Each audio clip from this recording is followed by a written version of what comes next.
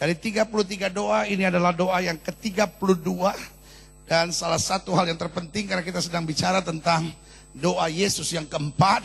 Dari banyak doa Yesus ada 4 yang kita pilih. Dan hari ini salah satu doa yang a different kind of prayer, atau doa yang berbeda cirinya. Dan di sini kita membahas tentang menyatakan kehendaknya. Minggu depan adalah minggu terakhir dalam pembahasan 33 doa yang luar biasa.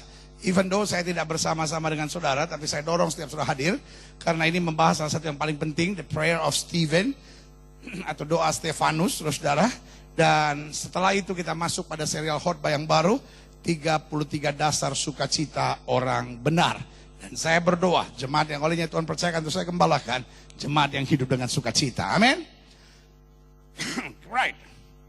Dalam doa Yesus kali ini, kita belajar sesuatu yang sangat berbeda. Yesus tidak memohon sesuatu, but Jesus speak the word. Yesus tidak memohon sesuatu, tapi Yesus menyatakan firman Tuhan. Amin. Yesus mengucapkan firman Allah. Yesus mengucapkan kehendak Allah. Kadangkala the prayer of the next level prayer, atau doa dari doa yang next level atau tingkat level yang lebih tinggi, kita bukan hanya perlu meminta, tapi kita perlu mengucapkan apa yang Tuhan sudah janjikan buat kita. Dan Alkitab berkata, Markus 11 ayat 23, bahwa apa saja yang kamu ucapkan, kalau kamu tidak bimbang tetapi percaya, itu yang akan terjadi. Yang setuju berikan tepuk tangan yang meriah. Ayat pertama dari Matius pasal 8. Setelah Yesus turun dari bukit, pertanyaan saya, bikin apa dia di bukit? Apa? Foto-foto? Apa? Camping? Bikin apa dia di bukit? Sebagian sudah wajahnya seperti tahanan KPK. Semangat napa, sudah. Tanggal berapa sih ini? Oh, 26, that's why. Memang kadang-kala wajah sangat berpengaruh dengan keberadaan dompet. Iya. Kemarin saya di SMS orang. Pendeta tolong nasihatkan istri kalau cuci celana suami hati-hati. Saya tanya kenapa? Jangan sampai ada duitnya. Karena kalau sampai ada duitnya bisa ditangkap KPK karena tindak pidana pencucian uang. Karena sekarang KPK lagi sibuk tingkat pencucian uang. Jadi Bu, kalau ibu cuci celana suami, jangan sampai ada uangnya. Karena bisa ditangkap KPK tindak pidana pencucian uang. Waduh, sore-sore saya dapat SMS lagi. Dia bilang begini, pendeta jangan kemana-mana, karena hari ini kondisi berbahaya. Saya bilang, enggak, saya lagi ada di Medan. Terus dia bilang, ini berlaku seluruh Indonesia. Para preman sedang mau menyerbu kantor polisi. Saya tanya, hah? Emang kenapa? Preman lagi marah karena polisi boleh pakai baju preman, preman tidak boleh pakai baju polisi. Jayus banget dalam hati saya. Setelah preman gak terima, polisi boleh pakai baju preman, masa kita preman gak boleh pakai baju polisi? Repotlah kalau preman pakai baju polisi. Setelah Yesus turun dari bukit, bikin apa Yesus di bukit? Hello, bikin apa Yesus di bukit? Pray. Amin. Kenapa menjadi sangat penting pertanyaan ini, saya nanti jelaskan. Seorang yang berdoa, saya percaya wajahnya berubah. Lumayan ada 2 orang yang bilang amin. Orang pulang gereja, ketemu Tuhan, wajahnya pasti berubah. Amin. Iya dong. Orang habis berdoa, karena gini. Saya percaya wajah kita hanya memancarkan apa yang ada di hati kita. Kalau hati sudah sukacita, wajah sudah terpancar. Kalau hati sudah penuh benci, penuh dendam, penuh kepahitan, akan terpancar di wajah saudara. Kalau hati sudah busuk, akan terpancar di wajah saudara. Amin. Iya kan? Nah, saudaraku yang kekasih dalam Tuhan, Yesus turun dari bukit, saya bisa bayangkan kemuliaan Tuhan, kekasih Tuhan, kedahsyatan Tuhan terpancar di wajahnya. Yang setuju berikan tepuk tangan yang meriah. Siapa suami istri yang duduk sebelahan, tolong angkat tangan. Nggak usah lihat dulu, ini bener nggak ya bini gua? Lu kayak Ahmad Fatona lama-lama. Ulang. Coba doa betul-betul pikir ya kan. Oke, gak usah lihat kiri kanan, lihat saya semua. Siapa suami istri yang duduk sebelah tolong angkat tangan. Oke, Bu,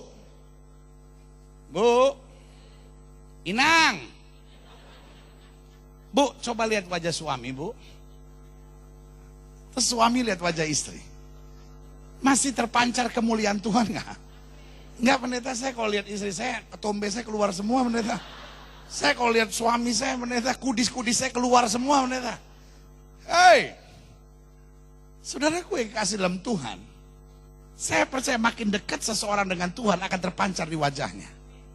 Saya berdoa jemaat yang olehnya Tuhan percayakan untuk saya gembalakan, sehingga di wajah saudara terpancar kasih, damai, dan berkat Tuhan. Orang lihat saudara bisa lihat sesuatu yang berbeda. Di wajah saudara ada sesuatu yang orang dunia nggak punya.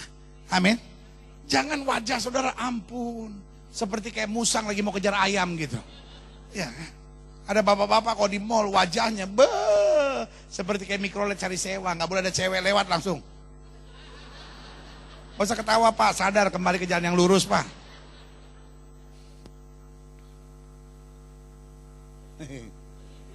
Yesus turun dari bukit. Bikin apa dia di bukit?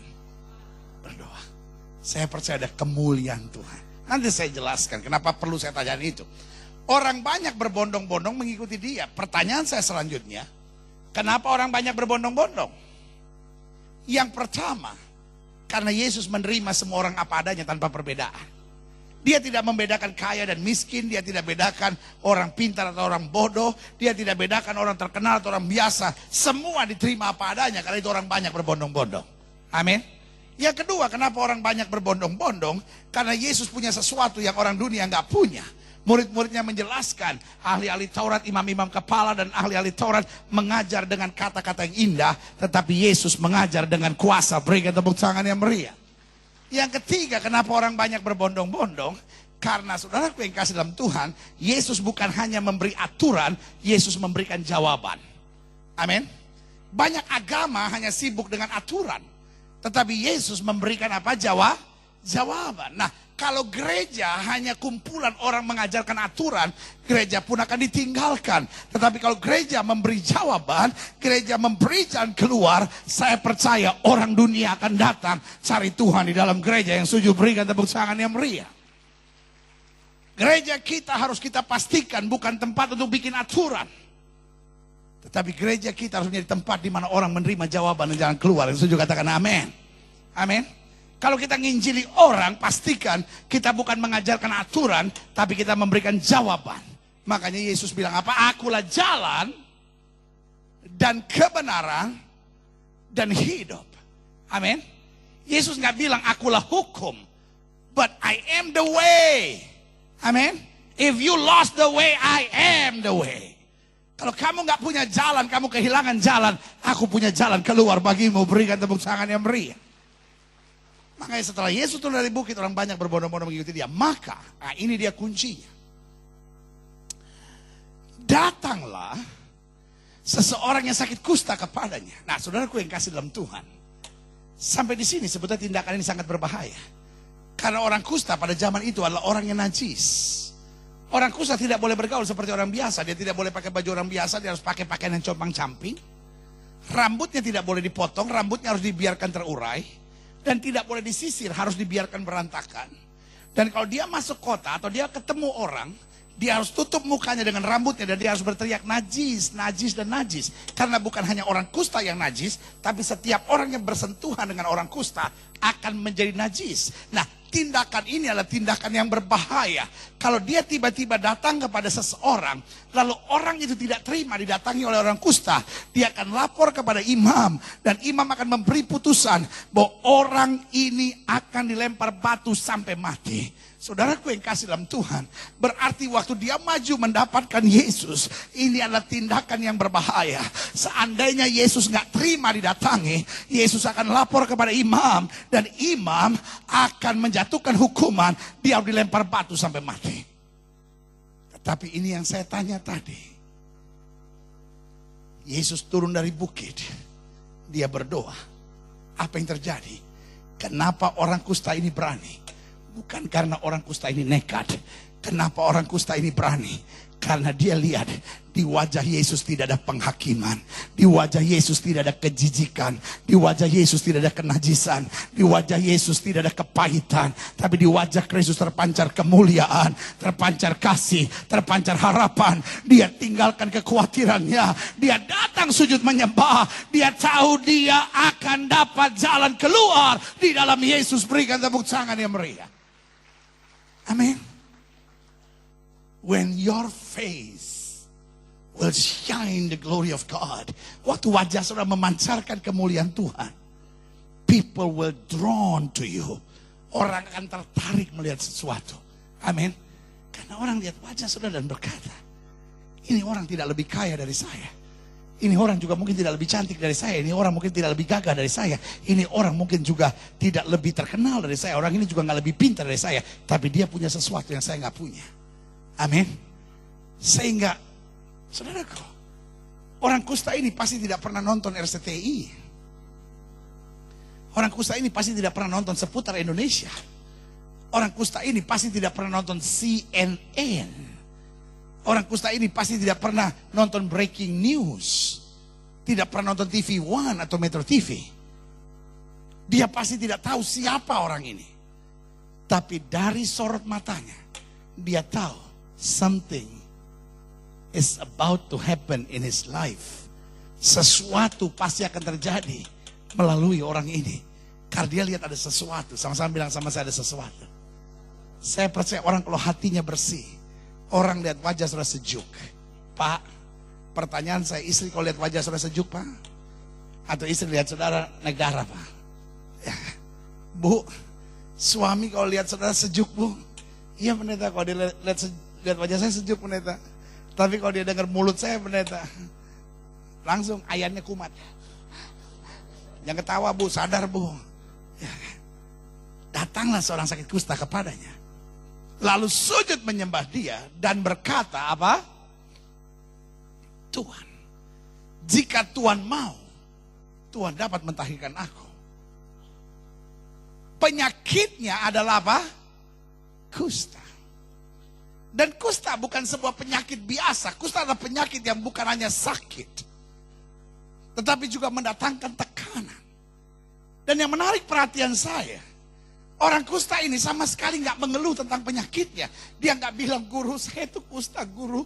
Nyut-nyutan gitu, perih banget, sakit banget. Bukan cuma itu, sementara saya bergumul dengan penyakit saya. Orang-orang menghina saya, orang-orang merendahkan saya. Orang-orang bilang saya najis. Emang enak.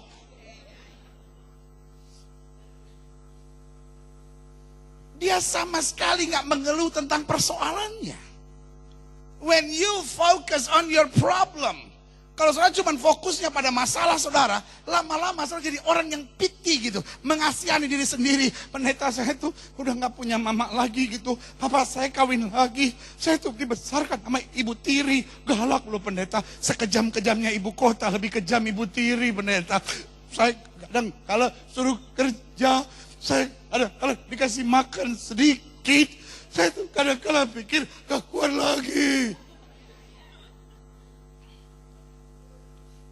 Kalau kita cuma fokus pada masalah, lama-lama kita jadi orang yang piti, yang mengasihani diri sendiri, yang idenya tidak berkembang, yang mimpi-mimpinya terbunuh, yang semangatnya mati, yang imannya terinjak-injak. Hari ini saya cuma mau ingatkan, jangan fokus pada masalah saudara. Kita tetap punya Tuhan yang dahsyat, kita tetap punya Tuhan yang hidup. Orang ini tidak mau tahu akan penyakitnya, dia tidak mau tahu akan penderitaannya, dia tidak mau tahu akan kesengsaraannya. Dia cuma bilang satu hal, jika engkau mau, engkau dapat mentahirkan aku. Berikan tepuk tangan yang meriah. Amin. Kita kadang-kadang sibuk sama masalah kita. I know your problem is so serious. Saya tidak sedang bilang masalahmu kecil, saya tidak sedang bilang masalahmu gak ada apa-apanya, tapi yang saya mau bilang, fokusmu jangan pada masalah. Amin. Sama-sama bilang, fokus saya adalah Yesus. Kalau saudara cuma fokus pada masalah, lama-lama saudara malas melayani, lama-lama saudara kecewa, lama-lama saudara jadi orang yang Masa bodohan, lama-lama saudara jadi orang yang kepahitan, lama-lama saudara jadi orang yang malas berbuat sesuatu, ya kan? Orang ini bilang, Tuhan, jika Tuhan mau, Tuhan dapat mentahirkan aku. Lalu Yesus, ini saya bilang, ada orang minta mujizat. Biasanya kita akan ulurkan tangan dan kita berdoa. Tetapi this is yang saya bilang one of a kind prayer. Ini yang saya bilang doa yang sangat berbeda. Yesus mengulurkan tangannya, menjamah orang itu, dan tidak goyang-goyangin sambil berkata, segala roh-roh yang bikin kusta, panu, kurap, kudis, keluar. Dia ulurkan tangan, dia tidak memohon sesuatu, dia tidak minta sesuatu, but he speak the word of God. He speak the will of God. He speak the plan of God. Dia ngomong firman Tuhan, dia ngomong keinginan Tuhan, dia ngomong rencana Tuhan. Aku mau, jadilah engkau tahir. Seketika itu juga tahirlah orang itu daripada kustanya. Berikan tepuk tangan yang meriah. Nah, hari ini yang kita mau belajar, the next level prayer. Doa yang level lebih tinggi. Kita bukan hanya memohon, kita bukan hanya meminta, but we speak the word of God. Amin. Kita tahu ini kehendak Tuhan. Kita nggak perlu lagi mengemis dan bilang, Tuhan, saya kan udah bertobat, buatlah rumah tangga saya supaya semuanya bertobat. Tapi kita sudah imani dan bilang, saya tahu satu orang bertobat, seluruh isi rumah tangga diselamatkan. Berikan tepuk tangan yang meriah. Kita sakit dan kita nggak perlu berdoa lagi, Tuhan, kalau ini kehendak Tuhan, tolong sembuhkan. Kalau ini bukan kehendak Tuhan, nggak apa-apalah saya sakit-sakit begini. Yang penting nggak mati dulu.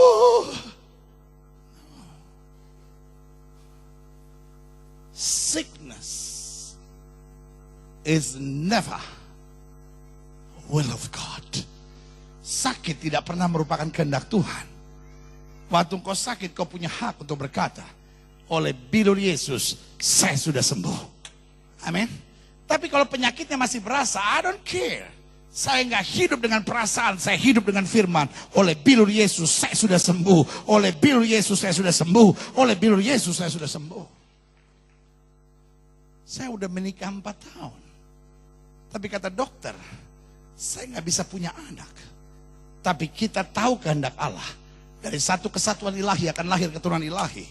Kenapa kita nggak ucapkan dengan iman? Aku percaya tahun depan aku punya anak. Karena Tuhan sudah janjikan itu buat setiap orang percaya. Berikan tepuk tangan yang meriah.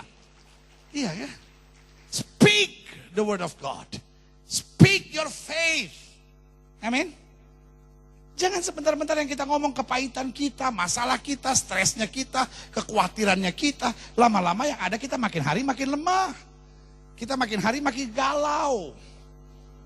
Kita makin hari makin kacau. Iya ya. Tapi kalau kita speak the word of God, iman bangkit, kita hidup dalam mujizat. Makanya selalu saya bilang begini, salah satu yang terpenting dalam doa, we have to know God's will. Makanya selalu saya bilang, doa dan Alkitab tidak bisa dipisahkan. Sama-sama bilang sama saya, doa dan Alkitab tidak bisa dipisahkan.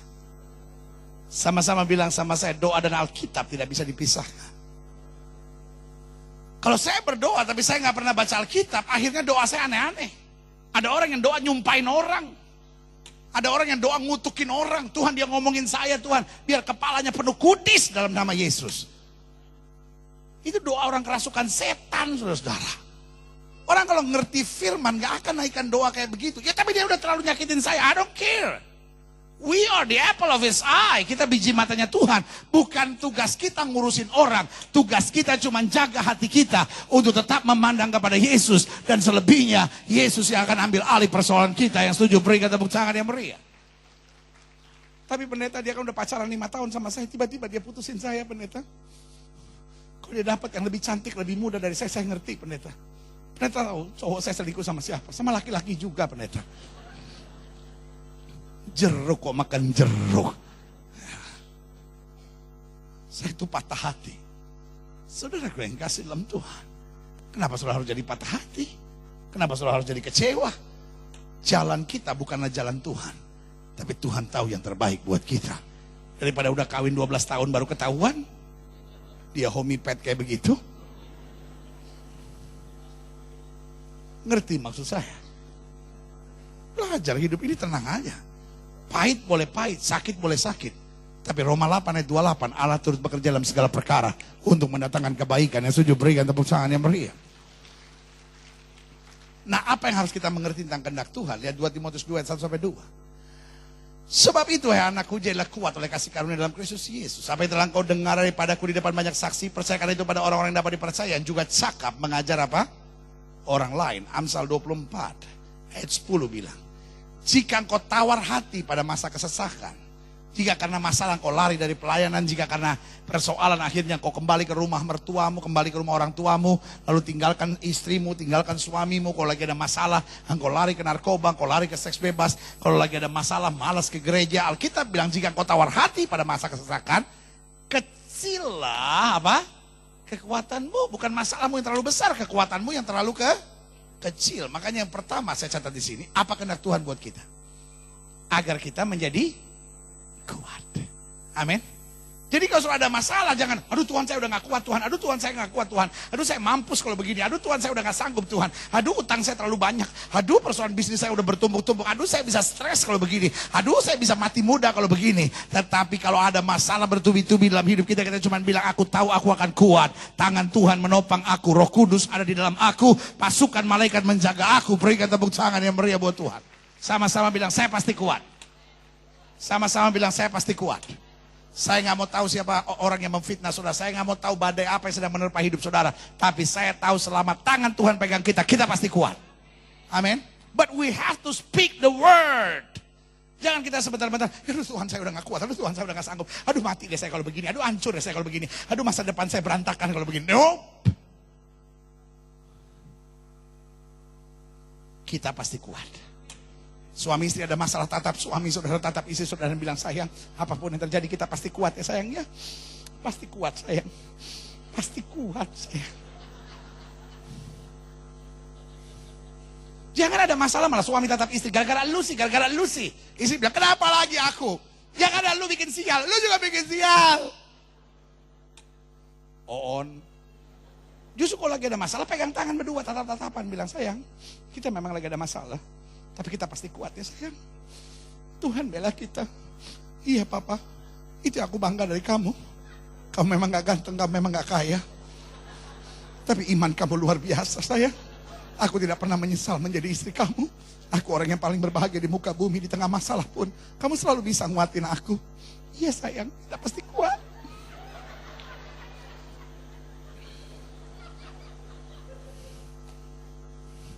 Siapa yang percaya di tengah masalah dia pasti kuat? Amin. Sama-sama bilang saya pasti kuat. Sama-sama bilang saya pasti kuat. Sama-sama bilang saya pasti kuat. Berikan tepuk tangan yang meriah. Yang kedua, Matius 26 ayat 41, berjaga-jaga dan berdoalah supaya kamu jangan jatuh dalam pencobaan. Roh memang penurut tapi daging lemah. Yang kedua, apa kehendak Tuhan buat kita? Supaya kita berjaga-jaga dan berdoa. Amin. Supaya kita terlatih, sama-sama bilang sama saya, terlatih. Tadi pagi Munchen kalahkan Dortmund 2-1. Saudara nonton gak? Saudara nonton setiap kali kontes dangdut. Nonton yang berwibawa sedikit nama. Enggak, pendeta saya gak senang nonton kalau kayak apa tuh Dortmund lawan Munchen gitu. Terlalu cepat bolanya. Saya senang kalau Bandung Raya lawan Persela Lamongan gitu. Kelas saudara rendahan sih ya, susah ya. Persiba Balikpapan lawan Arema Malang gitu ya. Nah, saudara perhatikan nggak waktu menang, Munchen waktu menang, selebrasinya saudara lihat nggak, seru gitu kan? Wah, ada yang bergulingan, ada wah segala macam, ada yang peluk-peluk, ada yang lompat, wah segala macam, ada teriak, ada yang nangis segala macam. Nggak ada kan yang pas menang ini, gila menang lagi. Why they are so happy? Karena musuh yang mereka kalahkan serius. Barca, MU, ya kan? Musuh yang mereka kalahkan serius. Karena pertandingan yang berat membawa kemenangan-kemenangan yang besar. Tuhan nggak mau didik kita manja. Dia izinkan kita melalui pertandingan-pertandingan yang besar. Supaya kita bisa dapat berkat yang lebih besar lagi. Yang setuju berikan tepuk tangan. Maka yang pertama dia mau kita kuat. Yang kedua dia mau kita berjaga-jaga dan apa? Berdoa. Yang ketiga, apa yang dia mau? Lihat Galatia 5 ayat 16 sampai 18. Maksudku ialah, hiduplah oleh roh, maka kamu tidak akan menuruti keinginan daging. Sebab keinginan daging berlawanan dengan keinginan roh, dan keinginan roh berlawanan dengan keinginan daging. Karena keduanya apa? Contrary, bertentangan. Sehingga kamu setiap kali tidak melakukan apa yang kamu kehendaki. Akan tetapi jika kamu memberi dirimu dipimpin oleh roh, maka kamu tidak hidup di bawah hukum Taurat. Berarti yang ketiga apa kehendak Tuhan? Supaya kita hidup dalam roh. Memang Tuhan izinkan persoalan ini untuk apa? Mematikan keinginan-keinginan daging. Sebab orang yang hidup dalam daging memikirkan hal-hal yang dari daging. Daging dan darah tidak punya tempat dalam kerajaan surga, kata Alkitab. Makanya Tuhan mau kita switch dari hidup dalam daging menjadi hidup di dalam roh. Dan hukumnya jelas. Manusia daging kita semakin merosot. Supaya manusia rohani kita makin hari makin diperbaharui. Yang setuju berikan tepuk tangan yang meriah. Kadangkala Tuhan harus quote unquote membiarkan kita tersinggung. Supaya mengkikis manusia daging kita. Kadangkala Tuhan izinkan hal-hal yang menyakitkan buat kita. Supaya apa? Mengkikis manusia daging kita. Supaya kita harus mengalah dan berserah. Supaya manusia roh kita semakin dikuatkan. Yang setuju katakan amin. Selanjutnya yang keempat, apa kehendak Tuhan? Matius 5 ayat 48. Karena itu dikatakan apa? Insya Allah. No, it's not insya Allah. Karena itu apa? Usahakan. No, it's not usahakan. Karena itu berjuanglah. No, it's not berjuang. Karena itu apa? Haruslah. It's not a choice, it's a must. Bukan pilihan tapi keharusan. Karena itu haruslah kamu sempurna. Sama-sama bilang saya harus sempurna. Tanya sama sebelah saudara, emang bisa? Tuhan gak mau tahu bisa atau enggak. Yang penting harus. Haruslah kamu sempurna. Sama seperti Bapakmu yang di sorga adalah sempurna. Makanya Alkitab berkata, pohon tanaman yang tidak berbuah akan dipotongnya. Sementara tanaman yang berbuah akan dipuji-puji. Orang kalau udah ngantuk itu main samber aja. Bener atau salahnya nggak penting. Puji. Ayat mana yang tulis begitu? Ujang 9 ayat 5 apa? Tanaman yang berbuah akan kupotong. Tanaman yang tidak berbuah akan kupotong. Tanaman yang berbuah akan kupuji-puji. Ujang 7 ayat 9. Lu makanya kalau dengar firman tuh harus sadar. Jangan dengar firman separuh ngantok gitu, puji-puji. Gue cuma ngetes. Setelah masih alert nggak gitu, masih sadar nggak? Tanaman yang tidak berbuah akan dipotongnya. Sementara tanaman yang berbuah akan dibersihkan. Puji-puji lagi dari mana sih? Walaupun pendeta yang ngomong, kalau salah dong. Tanaman yang tidak berbuah akan tanaman yang berbuah akan tujuannya untuk apa? Supaya lebih lebat buahnya. Nah kalau udah lebih lebat diapain? Dibersihin lagi. Supaya apa? Lebih lebat lagi. Nah kalau udah lebih lebat lagi diapain? Dibersihin lagi. Supaya apa? Lebih banyak lagi buahnya. Kalau udah lebih banyak buahnya lagi diapain? Dibersihin lagi. Tadi siang saya khotbah di Season City. Grogol situ. Saya tanya. Kalau sudah lebih lebat buahnya lagi diapain? Dibersihin supaya apa? Lebih banyak lagi buahnya. Kalau sudah lebih banyak lagi apa? Dibersihin supaya apa? Lebih banyak lagi buahnya. Kalau udah lebih banyak buahnya, diekspor. Memang bedanya Chinese sama Indonesia itu di situ. Orang Indonesia kalau udah lebih banyak buahnya dia makan. Nggak usah kerja lagi, tinggal makan buah aja tiap hari. Orang Cina gimana nggak maju-maju? Pikirannya langsung sesuai dengan firman, langsung nah, ini usaha nih. Kalau udah lebih banyak kan saya terbuang-buang, gua ekspor.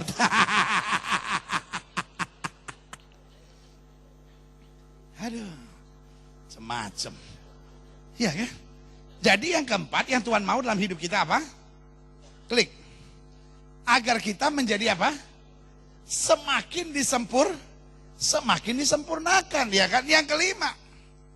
Matius 8 ayat 3, apa kehendak Tuhan? Lalu Yesus mengulurkan tangannya, menjamah orang itu dan berkata, aku mau. Jadilah engkau tahir. Seketika itu juga tahirlah orang itu daripada kustanya. Jadi yang kelima yang Tuhan mau, agar kita hidup dalam mujizat dan kemenangan.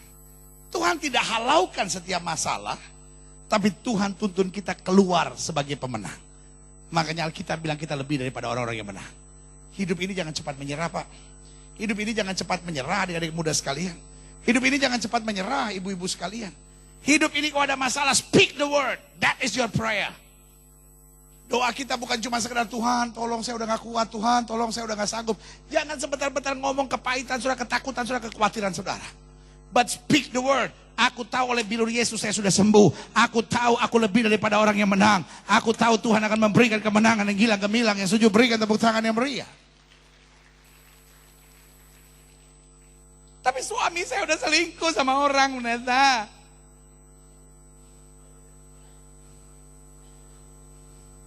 Ada dua orang masuk pengadilan. Johnny sama Doni. Johnny masuk pengadilan karena bawa lari anak orang. Johnny, sebagai hakim aku memutuskan, karena kau membawa lari anak orang, 1 bulan penjara. Tok, tok, tok. Doni, karena engkau membawa lari babi orang, engkau dapat hukuman 3 bulan penjara. Tok, tok, tok. Doni berdiri, protes yang mulia. Dia membawa anak lari orang, kenapa cuma 1 bulan?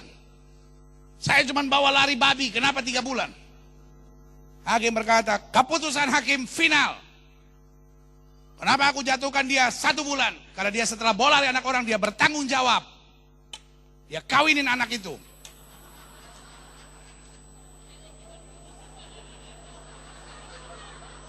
Makanya cuma kena 1 bulan. Dia kenapa 3 bulan? Dia bawa lari babi orang. Dia tidak bertanggung jawab. Seandainya kalau kau kawinkan itu babi juga, karena cuma anak babi, 1 hari kau dapat. Turut berduka cita, saudara-saudara. Hidup ini kita harus hidup dalam mujizat dan kemenangan. Masalah adalah kesempatan untuk kita melihat mujizat-mujizat yang luar biasa dalam hidup kita. Yang setuju berikan tepuk tangan yang meriah. Nah, pertanyaan selanjutnya, apa yang menghambat pemahaman kehendak Tuhan? Kenapa kita nggak ngerti-ngerti kehendak Tuhan? Kenapa sulit buat sebagian orang memahami apa yang Tuhan mau dalam hidupnya? Saya pelajari ada 3 yang menghambat. Yang pertama, karena kita fokus pada masalah dan tantangan. Kalau kita fokus pada masalah dan tantangan, kita nggak bisa melihat apa yang Tuhan mau. Nah, kalau orang kusta ini cuma sibuk dengan penyakitnya, maka dia cuma datang pada Yesus dengan mengeluh. Tapi saudara lihat, sama sekali tidak ada keluhan. Dia bilang, kalau Tuhan mau, Tuhan dapat mentahirkan aku. Amin. Stop being so silly. Yang selalu cuma, saya kan lahir dari keluarga broken home. Nggak ada orang yang mengasihi saya. Anjing yang saya udah piara 3 tahun aja dia gigit betis saya. Semua cuma nyakitin hati saya hidup. Hanya untuk disakiti. Stop being so silly. Life is tough. Hidup ini memang keras. Jalani saja. Kita tahu orang yang bertahan sampai kesudahannya itu akan beroleh selamatnya. Setuju berikan tepuk tangan yang meriah. Yang kedua, yang menghambat pemahaman kehendak Tuhan adalah kita sibuk dengan logika. Ya, tapi pendeta, logikanya, kalau kata dokter penyakit sudah menyebar kemana-mana, logikanya saya nggak bisa sembuh. Logikanya kalau masalah rumah tangga kita udah 4 tahun nggak bisa selesai-selesai, logikanya mungkin pernikahan kita bukan kehendak Tuhan. Stop sama logika-logika yang aneh itu. Dalam hidup saya percaya di atas logika ada mujizat. When you switch off your logic, you will switch on the miracle of God. Waktu engkau stop logic thinking, lalu engkau mulai berserah kepada Tuhan, engkau enter the miracle life, hidup yang penuh mujizat. Amin. Karena itu dalam hidup ini ada saatnya kita berjalan dalam hukum logika. Tapi ada saatnya kalau hukum logika kita sudah mentok, kita tinggal percaya mujizat Tuhan. Apa yang tidak pernah kita pikirkan, Tuhan sediakan buat saya yang percaya. Berikan tepuk tangan yang meriah. Orang yang putar logika kadang-kala gak bisa tidur. Orang yang putar logika kadang-kala cepat penyakitan. Orang yang putar logika lama-lama bisa stres. Tapi orang yang mengandalkan mujizat akan terus berjalan dalam kepastian. Yang setuju katakan amin. Dan yang ketiga, yang menghambat pemahaman kehendak Tuhan yaitu prejudice mind. Pemikiran yang prejudis. Apa itu prejudis? Sebuah keyakinan yang didasari hanya karena pikiran yang sempit. Ya, kalau kita dalam rumah tangga ribut terus, berarti dia bukan kehendak Tuhan buat saya. Ya, kalau saya udah berusaha pendeta nyelesain masalah bisnis saya nggak selesai-selesai, ya mungkin memang saya nggak bisa nyelesain. Saya tidak mau tahu berapa kali kau gagal, tapi jangan batasi kuasa Allah. Sama-sama bilang, jangan batasi kuasa Allah. Baik dalam seminar di Bali maupun seminar di Medan, waktu saya bahas tentang pacaran, ada banyak sekali pertanyaan di setiap daerah, lebih dari 20 yang nanya pertanyaan yang sama. Saya anak muda, saya seorang wanita umur 21 tahun. Saya pernah gugurkan kandungan dan sekarang cowok saya meninggalkan saya. Apakah hari depan saya masih bisa cemerlang? Saya seorang wanita. Saya pernah melakukan hubungan suami istri. Dan sekarang pacar saya sudah meninggalkan saya. Apakah kira-kira satu kali nanti saya bisa dapat pasangan teman hidup yang baik? Saya seorang wanita.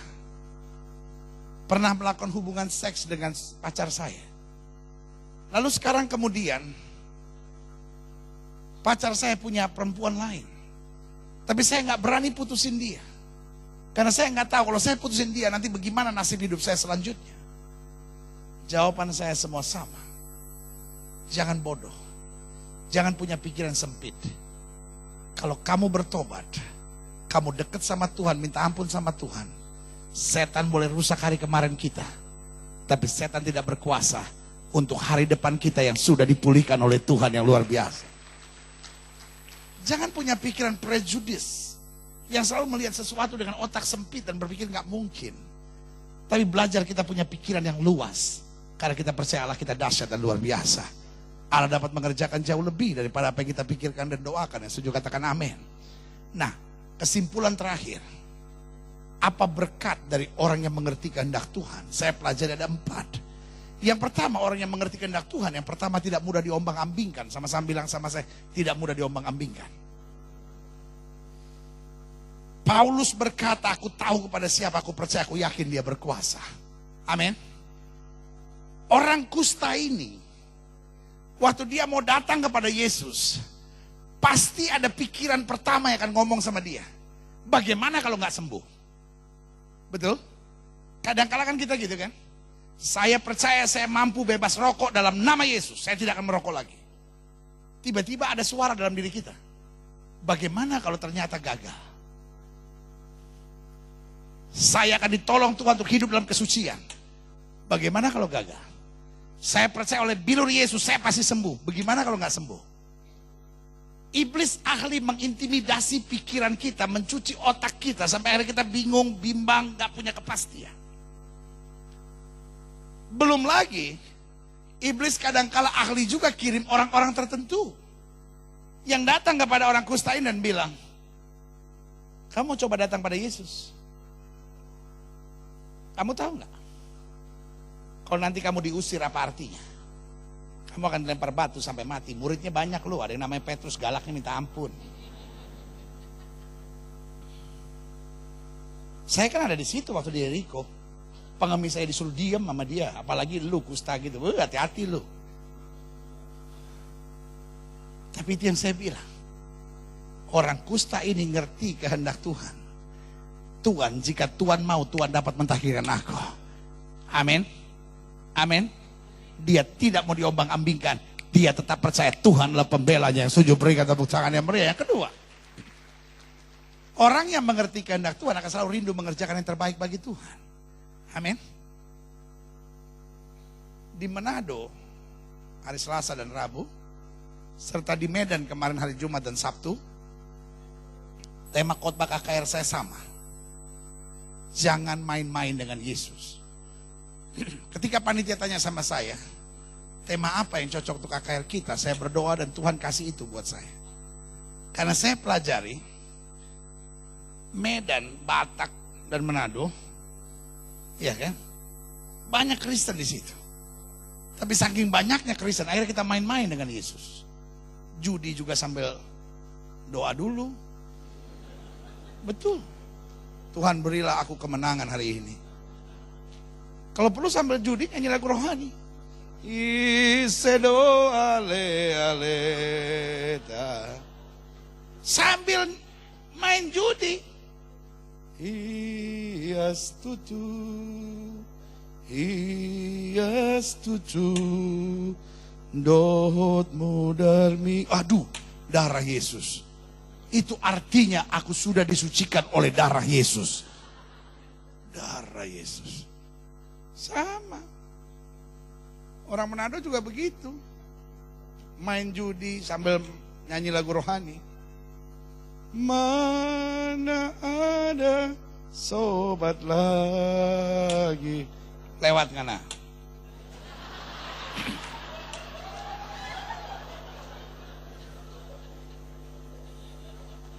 Orang kalau udah tahu kehendak Tuhan, nggak berani aneh-aneh sama Tuhan. Amin. Mau dia ada masalah kayak, mau dia ada persoalan kayak, mau dia ada tantangan, Tuhan harus selalu dapat yang terbaik dari dalam hidupku. Berikan tepuk tangan. Yang ketiga, orang yang mengerti hidup, mengerti kehendak Tuhan, hidupnya pasti dalam kepastian dan sukacita. Saya berdoa supaya gereja yang olehnya Tuhan percayakan untuk saya gembalakan, jemaatnya hidup dengan sukacita. Karena orang yang hidup dengan sukacita hidupnya sehat. Orang yang hidupnya dengan sukacita jiwanya tentram. Orang yang hidupnya dengan sukacita hidupnya jadi berkat. Orang yang hidupnya sukacita makin dekat sama Tuhan. Dan orang yang hidupnya sukacita, dia bawa damai dimanapun Tuhan tempatkan. Yang sujud berikan tepuk tangan yang meriah. Makanya dari pertama gereja ini berdiri ada 4 hal tentang gereja ini. Yang pertama, gereja ini adalah gereja keluarga. Apa artinya? Di gereja ini sudah didorong, ditantang untuk selalu fokus untuk membangun keluarga bahagia. Dan yang kedua, supaya gereja ini punya suasana kekeluargaan. Makanya setiap tahun kita adakan Glow Family Conference. Supaya keluarga-keluarga, jemaat-jemaat makin dekat, suasana keluargaannya makin mantap. Yang pertama, gereja ini harus bernama gereja keluarga. Yang kedua, gereja ini harus bernama gereja mujizat. Karena di gereja ini kita percaya mujizat terjadi setiap hari buat kita. Amin. Yang ketiga, gereja ini bernama gereja penginjilan. Artinya apa? Setiap orang yang sudah bertobat, sudah terima Yesus, dia harus menangkan jiwa dimanapun Tuhan tempatkan. Dan yang keempat, gereja ini bernama gereja sukacita. Artinya apapun yang terjadi dalam hidup kita, kita tidak punya alasan untuk tidak bersukacita. Karena Tuhan terlalu baik buat kita. Berikan tepuk tangan yang meriah. Amin. Makanya Daud menghadapi apapun, dia berkata, aku mau membangunkan fajar. Amin. Itu sebabnya Sadrak Mesak Abednego dibuang ke dapur api yang dipanaskan 7 kali lipat, masih bisa jalan-jalan di sana. Kenapa? Orang yang mengerti kehendak Tuhan tidak akan menyerah untuk apapun. Dia selalu punya kepastian dan sukacita. Yang keempat, yang terakhir, saya undang pemain musik maju ke depan. Adapun orang yang mengerti kehendak Tuhan tidak khawatir dan bimbang dalam menghadapi apapun. Alkitab bilang orang bimbang jangan harap dapat apa-apa dari Tuhan.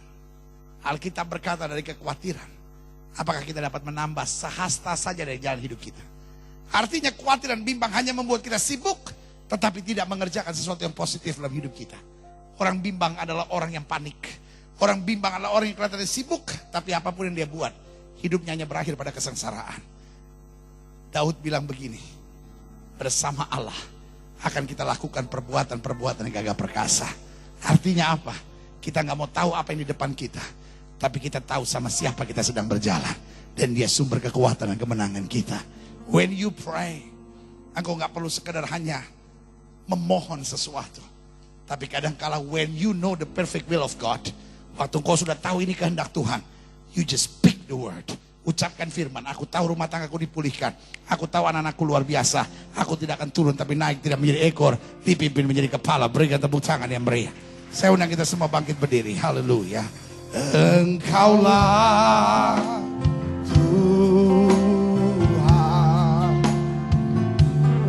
Engkaulah Raja. Berdaulat atas hidupku, berdaulat atas hidupku. Amin. Sama-sama katakan, Engkaulah. Yes, you are. Engkau tetap Tuhan, Raja Juru Selamat kekasih jiwaku. Engkau Raja yang tidak pernah mengecewakanku. Berdaulat atas hidupku. Ku berserah penuh.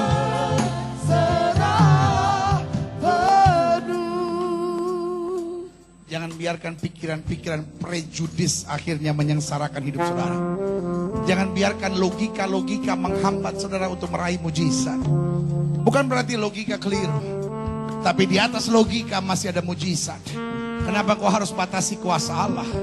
Kenapa kau harus sibuk dengan masalahmu? Akhirnya kau jadi orang Kristen yang silly, yang hanya menangisi masalahmu, persoalanmu dan kepahitanmu. Engkau harus keluar dari belenggu intimidasi iblis dengan pikiranmu itu. Mulai hari ini speak the word of God. Speak the will of God. Speak up your faith. Ucapkan imanmu. Jangan lagi ucapkan kekhawatiranmu. Jangan ucapkan lagi kepahitanmu. Jangan ucapkan lagi kebencian dan kerendamanmu. Jangan ucapkan lagi segala beban-beban hidupmu. Tapi mulai ucapkan berkat, kemenangan, mujizat, janji Tuhan atas hidupmu. Jika itu doamu hari ini, taruh tangan kananmu di dada. Bilang, Tuhan ampuni aku. Kalau aku selama ini hanya fokus pada masalah. Sehingga aku lihat istriku hanya kekurangannya. Aku lihat suamiku hanya kekurangannya. Aku lihat masalahku, aku lihat masa mudaku. Aku lihat pekerjaanku, aku lihat studiku. Aku lihat hari depanku. Semua yang aku lihat hanya masalah-masalahnya. Tapi mulai hari ini aku berjanji sama Tuhan. Aku mau speak up faith. Aku mau ucapkan iman. Aku mau ucapkan kata-kata berkat. Aku mau ucapkan janji-janji Tuhan. Jika itu doamu, taruh tangan kananmu di dada. Biarlah wajah saudara memancarkan kasih, kemurahan, mujizat dan berkat Tuhan. Terima kasih Bapa. Terima kasih. Setiap saudara yang didoakan, yang taruh tangan kanan saudara di dada, boleh angkat tangan dua-dua tinggi-tinggi. Izinkan Roh Kudus jamah Bapa. Lihat tangan anak-anak yang terangkat dua-dua di hadapan Tuhan. Ampuni kami kalau selama ini kami cuma katakan kepahitan, kebencian, kerendaman, kekhawatiran dan kesusahan kami. Tapi hari ini kami mau berubah. Kami mau ucapkan berkat. Kami mau ucapkan iman. Kami mau ucapkan janji Tuhan. Kami mau ucapkan rencana Tuhan atas hidup kami. Kami tahu rumah tangga kami dipulihkan, hidup kami diberkati, jalan-jalan kami penuh kemenangan. Hari depan kami secara janji-janji Allah. Kami tidak lagi mau menangisi masalah-masalah kami. Tapi kami tahu, aku mau jadilah engkau tahir. Terima kasih Bapa. Terima kasih. Kami mau buang pikiran-pikiran prejudis. Kami mau buang pikiran-pikiran logika yang tidak mempercayai kebenaran kuasa mujizat Tuhan. Jamah dengan kuasa-Mu. Terima kasih ya Roh Kudus, ajar kami lebih dalam tentang kebenaran ini. Saya beri waktu 1-2 menit ini untuk sudah mulai latihan. Speak your faith. Speak the plan of God. Speak the word of God over your problem. Apapun masalahmu hari ini, jangan ngomong beratnya persoalanmu, tapi mulai bilang, aku percaya rumah tanggaku dipulihkan. Aku percaya satu orang bertobat, seisi rumah tangga diselamatkan. Aku percaya segala urusan keuanganku akan diberkati Tuhan. Aku percaya bisnisku akan maju. Aku percaya rencana-rencanaku akan diberkati Tuhan. Aku percaya aku tidak akan turun tapi naik. Aku percaya aku tidak akan jadi ekor, aku menjadi kepala. Aku percaya suamiku akan melayani Tuhan. Aku percaya anak-anakku akan dijamah Tuhan. Aku percaya hal-hal yang dahsyat akan berlaku. Mulai ucapkan, say it loud. Ucapkan dengan iman, ucapkan dengan hati, ucapkan dengan percaya. Terima kasih Tuhan. Terima kasih. Speak up. Speak your faith, speak the plan of God over your problem. Terima kasih Bapa, terima kasih. Dan imani sekarang. Imani sekarang, aku sembuh oleh bilur Yesus. Aku menang. Rumah tanggaku akan bahagia. Anak-anakku akan diberkati. Masa mudaku akan luar biasa. Terima kasih Bapa. Hamba juga doa buat yang sakit Allah. Karena hamba percaya kesembuhan hak mutlak kami sebagai orang percaya. Setiap orang yang sakit, letakkan tangan kananmu di bagian tubuh yang sakit. Mulai speak the word of God over your problem. Bapa, dalam nama Yesus, dengan iman kami letakkan tangan kanan kami di bagian tubuh kami yang sakit. Kami tolak sakit penyakit, kami tolak kelemahan tubuh, kami tolak campur tangan kegelapan. Kami patahkan kuasanya di dalam nama Yesus. Hai setan sakit penyakit, kau tidak punya kuasa atas tubuh orang percaya. Karena tubuh kami telah dibeli dengan harga mahal, itu darah Yesus. Kalau darah yang tercurah tubuh kami lebih Roh Kudus, bukan tempat penyakit. Kami perintahkan sekarang keluar dalam nama Yesus. Kuasa kesembuhan, berkat, mujizat mulai terjadi. Karena kami percaya, oh haleluya, Yesus kami tidak berubah dulu, kemarin, hari ini, dan sampai selama-lamanya. Dengan iman kami nyatakan, oleh bilur-bilur Kristus kami yang percaya, sudah dijamah dan disembuhkan Tuhan. Dengan kuasa yang luar biasa, haleluya. Kami bersorak, kami percaya, kami tahu janjimu ya dan amin. Engkau dahsyat, engkau luar biasa, engkau tidak pernah mengecewakan.